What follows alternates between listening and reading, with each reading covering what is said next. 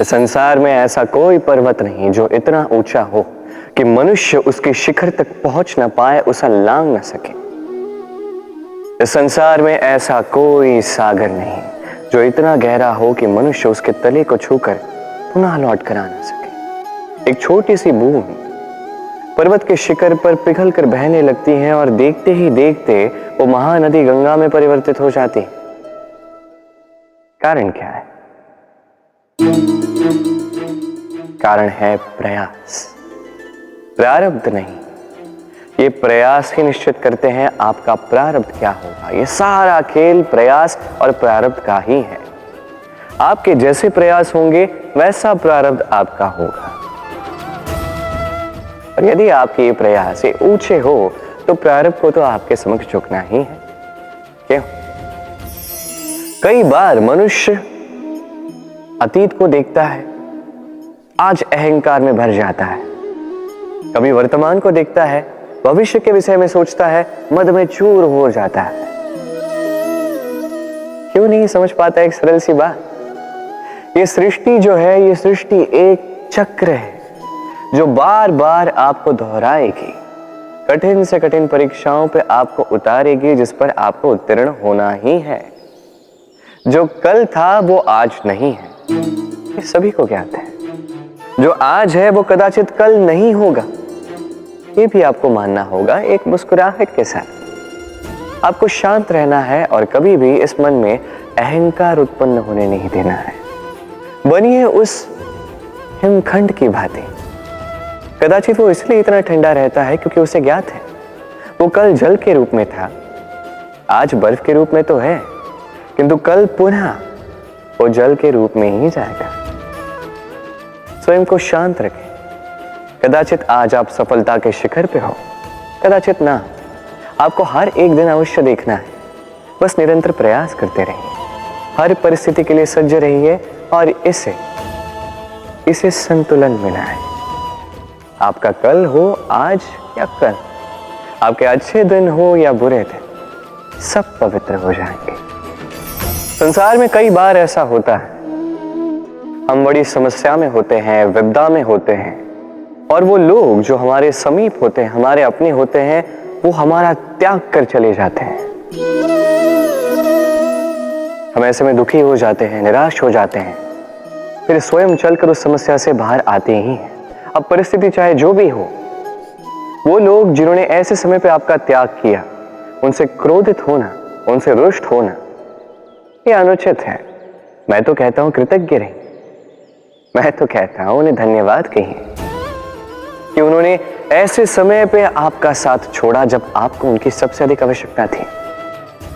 क्योंकि या तो उनको विश्वास था कि आप स्वयं इस विपदा से बाहर चलकर आएंगे, या तो उनके त्याग के कारण आपने स्वयं का प्रोत्साहन बढ़ाया, स्वयं की शक्ति बढ़ाई और स्वयं उस आग से चलकर बाहर आए। अपने बुरे समय को आपने अपना अच्छा समय बनाया। अंत में आप और शक्तिशाली हो जाते हैं और श्रेष्ठ हो जाते हैं। और यही तो आपकी विजय है, जिसका कारण है उनका साथ छोड़ना। तो उन्हें धन्यवाद कहिए। धन किसी के लिए मोह है तो किसी के लिए मान, किसी के लिए भाग्य है तो किसी के लिए कर्मों की इच्छा है। देखा जाए तो ये धन कहीं ना कहीं मनुष्य के लिए अत्यंत आवश्यक भी है, और इसलिए मनुष्य जो है अपना समस्त जीवन व्यतीत करता है इस धन को अर्जित करने। अनेक मनुष्य ऐसे भी होते हैं जिनका समस्त जीवन इसी धन में बीत जाता है। हर एक मनुष्य प्रयास करता है कि वो धनी बने, अधिक से अधिक धन अर्जित कर सके, संपन्न बना रहे।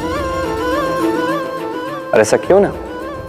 क्योंकि यही एक वस्तु है जो आदान प्रदान व्यवहार में काम आती है। प्रयास हर मनुष्य करता है, धन अर्जित हर मनुष्य नहीं कर पाता। कारण ये कि मनुष्य सोचता है मेरे पास कुछ धन आ जाए तो मैं कुछ करके दिखाऊं। धन सोचता है कि ये मनुष्य कुछ कर दिखाए तो मैं उसके पास आऊं। इसलिए करके दिखाए। ऐसे श्रेष्ठ कर्म कीजिए कि धन स्वयं आपके पीछे भागने लगे। आप यदि धन के पीछे भागोगे तो आप अपना संतोष खो दोगे, किंतु यदि यही धन आपके पीछे भागने लगे तो आप महान कहलाओगे। इसलिए कर्म कीजिए, श्रेष्ठ कर्म कीजिए। ये धन तो फल स्वरूप आपके पीछे आएगा ही आएगा। जीवन क्या है? ये जीवन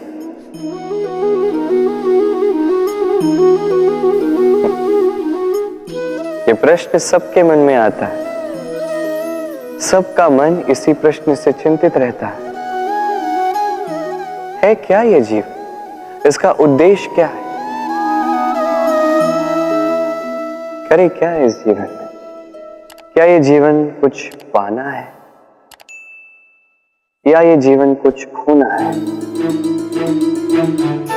क्या ये जीवन वो है जहां हमें परमात्मा के पीछे जाना है या हमें स्वयं को अपने सपनों के पीछे दौड़ाना है? क्या है ये जीवन? ये जीवन अत्यंत सरल है, एक शांत जल की भांति है, एक दर्पण की भांति है। ये जीवन है ठीक एक दर्पण की भांति। दर्पण क्या करता है? आपको वही दिखाता है जो आप करते हैं। आप मुस्कुराकर दर्पण में देखिए, दर्पण आपको आप ही का मुख दिखाएगा मुस्कुराते हुए। आप रूठ कर दर्पण में देखिए, दर्पण आपको वही दिखाएगा। आप खिलखिलाकर दर्पण में देखिए, दर्पण आपको वही दिखाएगा। यही है जीवन, एक दर्पण की भांति। ये मत सोचिए कि इस जीवन ने आपको क्या दिया है। सोचना ये है कि आपने इस जीवन को क्या दिया। यदि आप इस जीवन को सुख देते हैं, आनंद देते हैं, प्रेम देते हैं, तो ये जीवन भी आपको सुख, आनंद और प्रेम ही देगा। हमारे मन में सदैव एक प्रश्न आता ही, ये जीवन जो ईश्वर ने हमें दिया, एक जीवन ईश्वर ने एक आत्मा दी पृथ्वी पर जीने के लिए। जहां तक हमें ज्ञात है हमारे पास एक ही जीवन है, तो हम अवश्य ये सोचेंगे कि इसको सुधारा कैसे जाए। हर एक व्यक्ति सोचता है कि मैं क्या करूं जिससे ये जीवन सुधर सके, कौन सा कर्म करूं, कौन सा पुण्य करूं, कौन सा शास्त्र पढ़ूं जिससे मुझे वो ज्ञान मिले जिससे मैं अपने जीवन को सुधार पाऊं। समस्त जीवन व्यतीत कर जाता है इन प्रश्नों के उत्तर खोजने में, वो शास्त्र समझने में। कई सारे लोग फिर भी समझ नहीं पाते। चलिए आज मैं आपको एक सरल सी बात बताऊंगा जिससे आप इस जीवन को सुधार सकते हैं। जीवन, जिह्वा, इन दोनों की एक ही राशि। जिह्वा यानी आपकी वाणी, इस वाणी को नियंत्रण में रखिए, इसे सुंदर बनाइए, मधुर वाणी रखिए। जितना हो सके इसे सुधारिए, आपका जीवन सुधर जाएगा।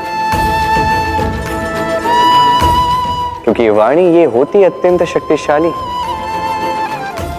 ये एक ऐसा बंधन है जो सामने वाले व्यक्ति को आपके व्यक्तित्व के साथ बांध देता है।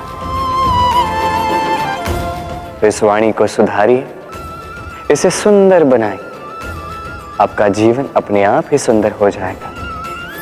शत्रुता, एक व्यक्ति दूसरे व्यक्ति से शत्रुता कर बैठता है। दो घनिष्ठ मित्र, एक समय ऐसा भी आ सकता है जब ये दोनों एक दूसरे के परम शत्रु बन जाते हैं। इसके कई सारे कारण हो सकते हैं, किंतु प्रमुख कारण है आलोचना। जी हां, यदि आप किसी के विषय में आलोचना करते हैं तो हो सकता है वो आपका शत्रु बन जाए। अब मन में एक प्रश्न आ रहा होगा कि ये कैसे संभव है? आलोचना ये तो आवश्यक है। यदि मैं अपने मित्र के बुरे कर्मों के विषय में आलोचना ही नहीं करूंगा तो वह सुधरेगा कैसे? यह सत्य है कि आलोचना आवश्यक है, किंतु उससे अधिक महत्वपूर्ण और आवश्यक है आपका यह निर्णय की यह आलोचना किस स्थान पर करनी है। यदि ये सार्वजनिक रूप से करते हैं तो ये अपमान भी बन जाता है। यदि यही एकांत में करोगे तो ये परामर्श बन जाता है। अपमान कोई स्वीकार नहीं करता, वही परामर्श सभी को अच्छा लगता है। तो यदि आप किसी के लिए कुछ अच्छा चाहते हैं, किसी को सुधारना चाहते हैं और आपको लगता है कि आलोचना आवश्यक है, तो सर्वप्रथम समय, स्थिति और स्थान पर ध्यान रखिए, अन्यथा ये आलोचना आपको बहुत महंगी पड़ सकती है। तो आइए और मेरे साथ प्रेम से कहिए, राधे राधे।